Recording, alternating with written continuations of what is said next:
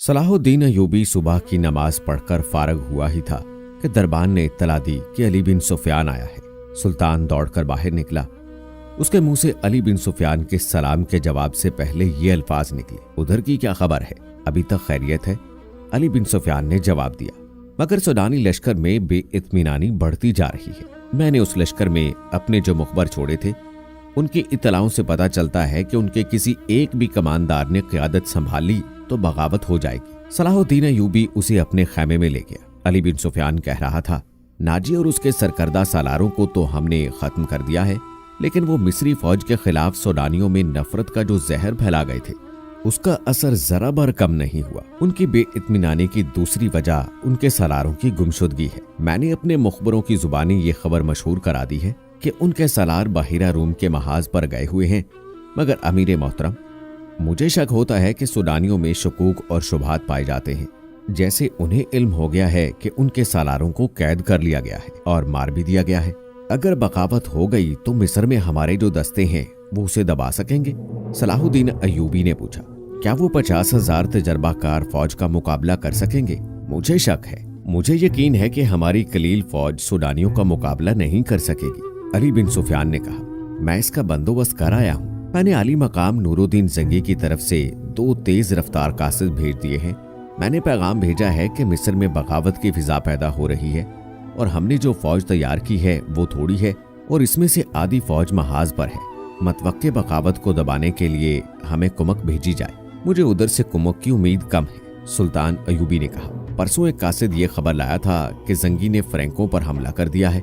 ये हमला उन्होंने हमारी मदद के लिए किया था। फ्रैंकों के उमरा और फौजी कायदीन बाहिरा रूम में सलीबियों के इत्तहादी बेड़े में थे और फ्रैंकों की कुछ फौज मिस्र में दाखिल होकर अकब से हमला करने और हमारे सूडानी लश्कर की पुश्त पनाही के लिए मिस्र की सरहद पर आ गई थी।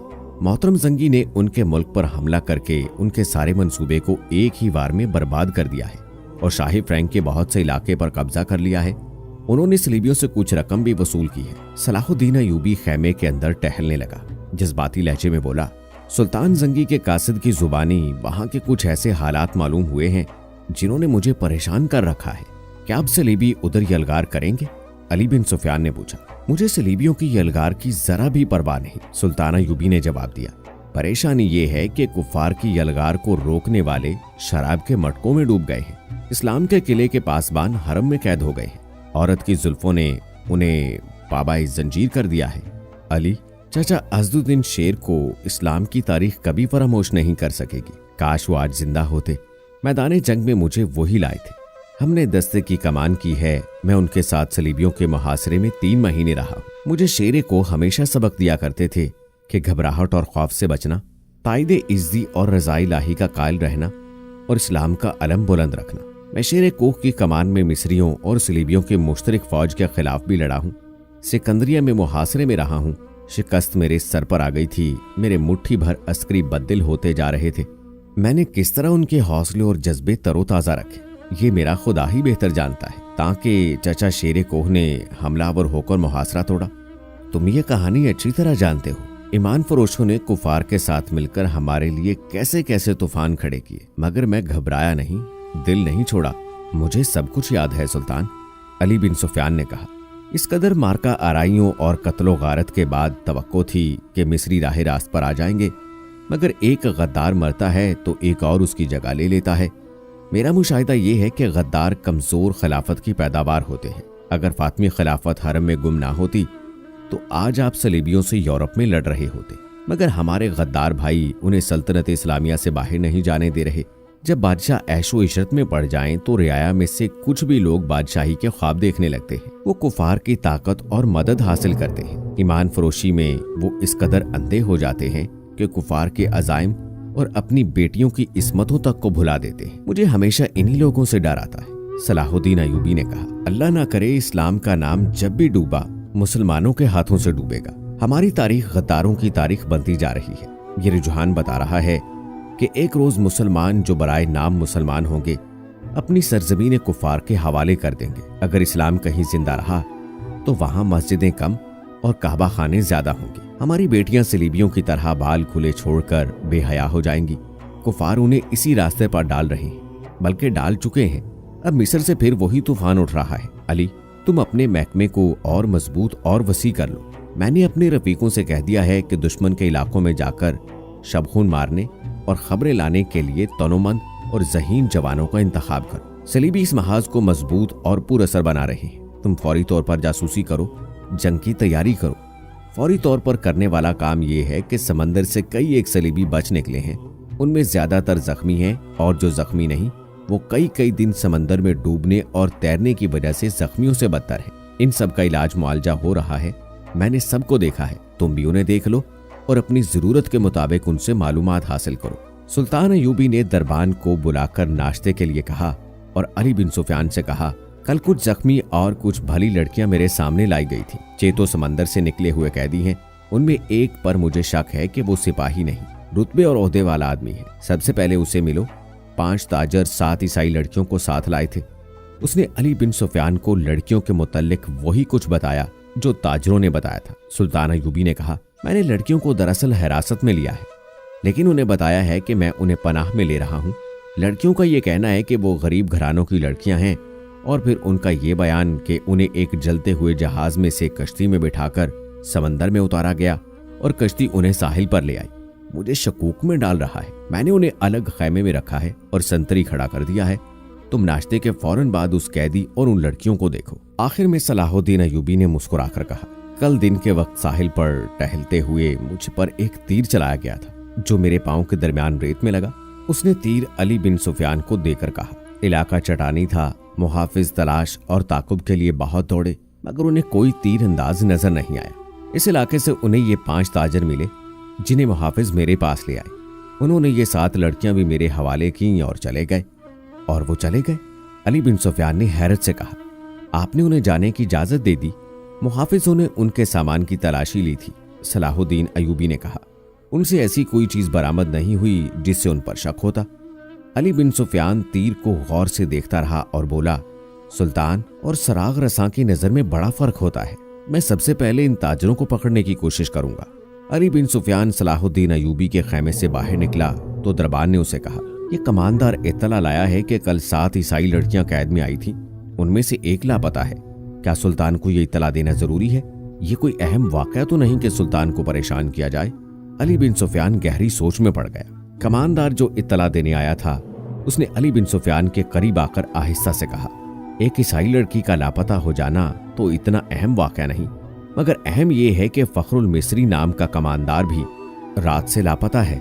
रात के संतरियों ने बताया है कि वह लड़कियों के खैमे तक गया था, वहां से जख्मियों के खैमों की तरफ गया और फिर कहीं नजर नहीं आया।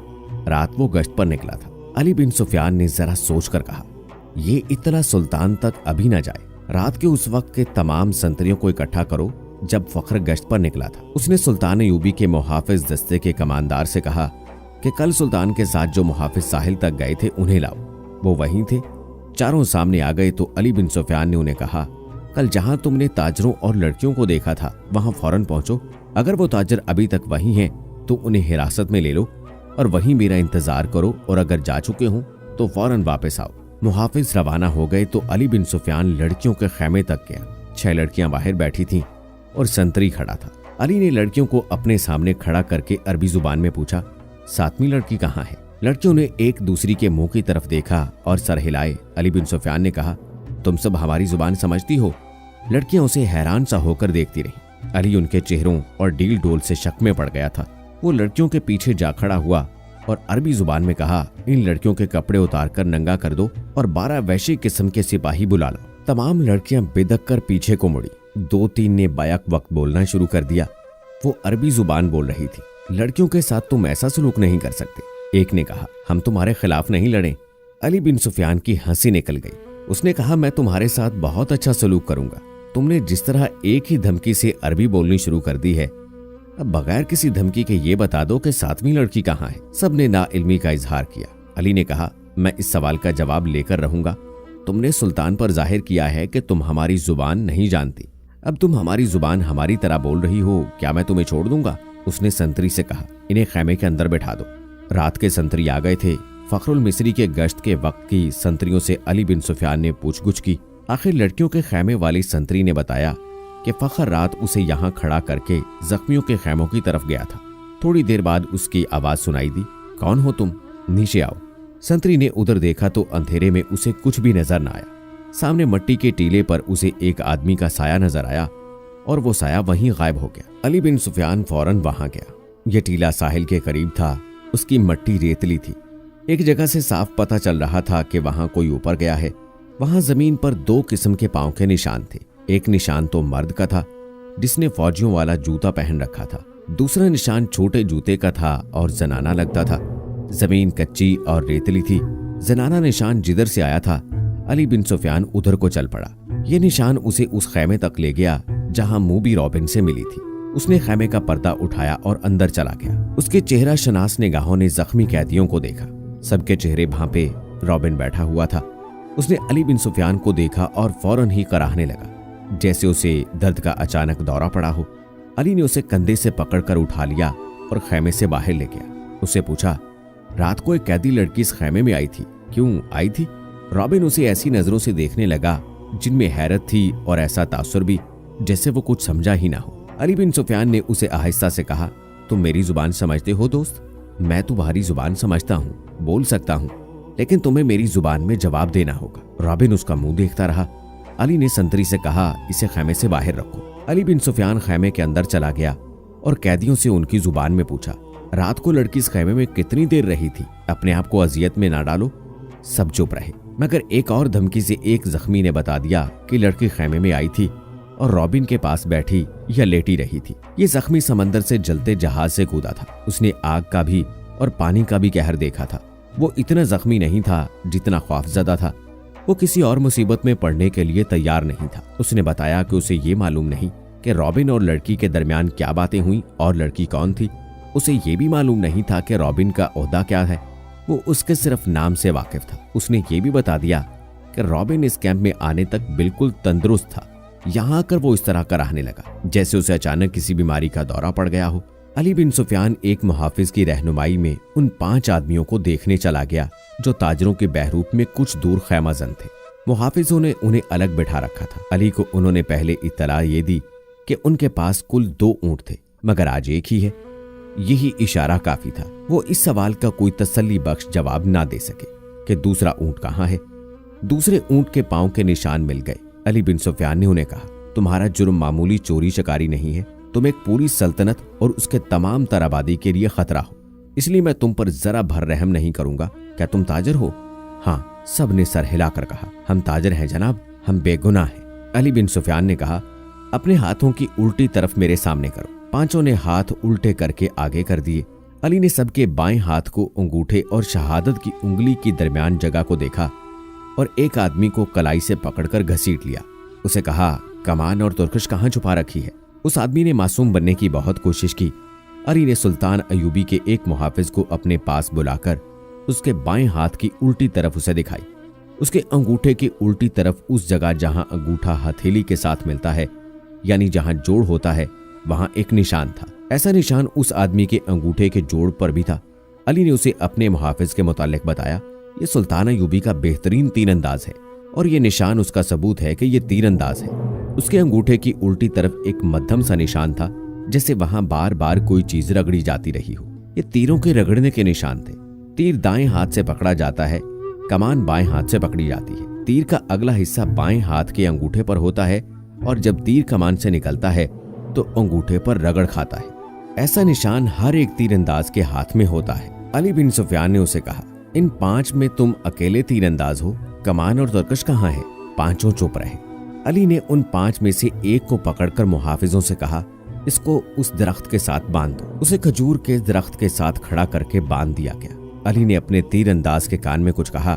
तीरंदाज ने कंधे से कमान उतारकर उसमें तीर रखा और दरख्त से बंधे हुए आदमी का निशाना लेकर तीर छोड़ा। तीर उस आदमी की दाएं आंख में उतर गया। वो तड़पने लगा। अली ने बाकी 4 से कहा, तुम में कितने हैं जो सलीब की खातिर इस तरह तड़प तड़प कर जान देने को तैयार हैं? उसकी तरफ देखो। उन्होंने देखा, वो आदमी चीख रहा था, तड़प रहा था। उसकी आंख से खून बुरी तरह बह रहा था। मैं तुमसे वादा करता हूं, अली बिन सुफियान ने कहा, कि बाइज्जत तरीके से तुम सबको समंदर पार भेज दूंगा। दूसरे ऊंट पर कौन गया है, कहां गया है? तुम्हारा अपना एक कमानदार हमारा एक ऊंट हमसे छीन कर ले गया है, एक आदमी ने कहा। और एक लड़की भी? अली बिन सुफियान ने कहा। थोड़ी ही देर बाद अली बिन सुफियान के फन ने उनसे एतराफ करवा लिया कि वो कौन है और क्या है, मगर उन्होंने ये झूठ बोला कि लड़की रात खैमे से भाग आई थी और उसने बताया कि सलाहुद्दीन अयूबी ने रात उसे अपने खैमे में रखा था। उसने शराब पी रखी थी और लड़की को भी पिलाई थी और लड़की घबराहट और खौफ के आलम में आई थी। उसके ताक़ुब में फखरुल मिस्री नाम का एक कमानदार आया और उसने जब लड़की की बातें सुनी तो उसे हमारे ऊंट पर बिठाकर जबरदस्ती ले गया। उन्होंने वो तमाम बहतान अली बिन सुफियान को सुनाए जो लड़की ने सुल्ताना अयूबी पर लगाए थे।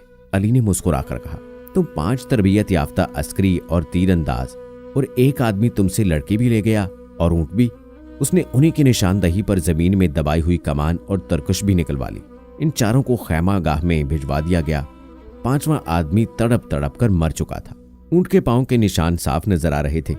अली बिन सुफियान ने निहायत सूरत और 10 सवार बुलाए और उन्हें अपनी कमान में लेकर उस तरफ रवाना हो गया जिधर ऊंट गया था। मगर ऊंट की रवानगी और उसके ताकुब में अली बिन सुफियान की रवानगी में 14-15 घंटों का फर्क था। ऊंट तेज था और उसे आराम की भी ज्यादा जरूरत नहीं थी। ऊंट पानी और खुराक के बगैर 6-7 दिन तरोताजा रह सकता है। इसके मुकाबले में घोड़ों को रास्ते में कई बार आराम, पानी और खुराक की जरूरत थी। इन अनासर ने ताकुब नाकाम बना दिया। ऊंट ने 14-15 घंटों का फर्क पूरा ना होने दिया। फखरुल मिस्री ने ताकुब के पेशे नजर कयाम बहुत कम किया था। अली बिन सुफियान को रास्ते में सिर्फ एक चीज मिली, ये एक थैला था। उसने रुककर थैला उठाया, खोल कर देखा, उसमें खाने पीने की चीजें थी। उसी थैले में एक और थैला था, उसमें भी वही चीजें थी। अली बिन सुफियान के सूंघने की तेज हिस्स ने उसे बता दिया कि इन एशिया में हशीश मिली हुई है। रास्ते में उसे 2 जगह ऐसे आसार मिले थे जिनसे पता चलता था कि यहाँ ऊंट रुका है और सवार यहाँ बैठे हैं। खजूरों की गुठलियां, फलों के बीज और छिलके भी बिखरे हुए थे। थैले ने उसे शक में डाल दिया। उसके जहन में ये शक न आया कि फखरुल मिस्री को हशीश के नशे में लड़की अपने मुहाफिज के तौर पर साथ ले जा रही है। ताहम उसने थैला अपने पास रखा, मगर थैले की तलाशी और कयाम ने वक्त जाय कर दिया था।